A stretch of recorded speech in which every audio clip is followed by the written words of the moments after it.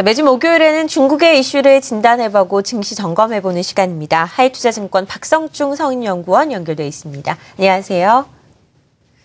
자, 박성중 선임연구원 전화 연결되어 있습니다. 안녕하십니까? 자, 지금 전화 연결이 심상치 않은 것 같아요. 3월 전인대에서 2014년 중국의 경제 성장률 전망치가 이미 발표가 됐습니다. 여기서는 7%를 유지할 것이라는 예상이 계속해서 나오고 있는 상황인데 아시다시피 글로벌 증시 전반이 좋지 않기 때문에 경제 성장률 전망이 계속해서 하향 조정되고 있는 상황입니다. 일단 미국에서 발표되는 3분기 GDP 성장률이 어떻게 나오는지를 잘 봐야 됐고요. 우리 시장에서 무엇보다 중요한 것이 중국에서 발표되는 성장률인 것 같습니다. 이번 3중 전회에서도 그런 얘기들이 많이 나올 것 같죠. 경제, 금융 부분에서 중국이 이때까지 견제해왔던 긴축 정책을 쓸 것이냐 아니면 좀 더 유한 정책을 풀어갈 것이냐 많은 분들이 전망을 하고 있는데 3중 전회에서 어떤 이야기가 나올지 여부에서도 지켜보셔야 할 것 같습니다. 자, 중국의 경제 성장률 하향 조정이 이어질 것으로 많은 분들이 예상을 하고 있는데 이 부분에 대한 이야기 오늘 나눠보도록 하겠습니다. 하이투자증권 박성중 연구원 다시 한번 연결해 보겠습니다. 안녕하세요. 네, 안녕하세요. 네. 자, 일단 중국에선 경제 성장률이 7% 정도 나올 것으로 이미 3월에 발표를 했었는데 그것이 지켜지느냐의 여부가 중요한 것 같습니다. 이 부분에 대해서 어떻게 생각하시나요? 네, 올해 중국이 예상했던 것보다는 조정보다는 이제 성장에 무게중심을 두면서 올해 목표 성장률 달성도 무난할 것 같고요. 그리고 이제 한 해를 돌아봤을 때 중국이 이제 안정적인 경기 수준을 유지했다라고 판단이 되는데 내년도 같은 경우에는 이제 성장보다는 약간 이제 개혁이나 조정에 포커스를 두면서 중국 정부의 목표 성장률은 7.0%로 하향 조절될 가능성이 좀 높아 보입니다. 근데 이제 시중에서도 이러한 이슈들 때문에 이제 중국에 대한 우려감을 높이고 있는 것 같긴 한데 지나치게 우려감만을 높일 필요는 없을 것 같다라고 판단하고 있고요.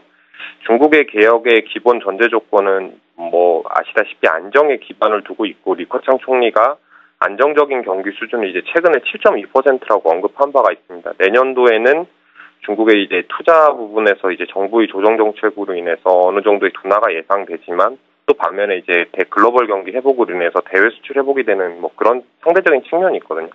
그렇기 때문에 이제 연간을 놓고 봤을 때는 분기 성장률이 7.6에서 7.2% 사이에서 좀 이제 안정적인 경기 둔화세가 나타나지 않을까라고 판단하고 있습니다. 네. 중국의 3중 전회가 11일에 예상이 되어 있습니다. 일단 이 부분에서 어떤 정책이 나오느냐에 따라서 우리 시장의 개별 종목들도 영향을 많이 받을 것 같은데요. 이 중요 이슈 그리고 우리 시장에 영향을 미칠 만한 관심 종목들도 함께 살펴주시죠. 네, 이제 3중 전회 시점을 놓고 말씀을 드리면 이제 9월부터 이제 3중 전회가 시작이 되는데 3중 전회 이 시점에서 저희가 조금 관심을 가지고 봐야 될 부분이 일단 이제 3분기까지 경기가 반등했는데 이제 4분기에 추가적인 경기 반등 모멘텀이 부족하다는 측면에서 이제 경기의 변곡점 그리고 이제 정책 같은 경우에는 단기 부양 정책이 전환될 수 있다는 정책의 전환점이라는 측면에서 시장의 우려가 높아질 수가 있기 때문에 단기적으로 저희가 이제 중국의 개혁발에서 오는 노이즈에 경계 심리는 좀 가져가야 될 것이다라고 판단을 하고 있지만 이제 리코노믹스라고 이야기하는 이 중국의 개혁 정책을 보시면은 이 최종 목표가 우리 우려와 같이 조정에 있지 않고 중국이 이제 지속적인 성장을 만드는데 이제 그 개혁의 목표가 있습니다. 그러므로 해서 이제 중국에 대해서 너무 이제 조정 측면만을 이제 부각시킬 게 아니라 3중 전에선 단기적으로 이제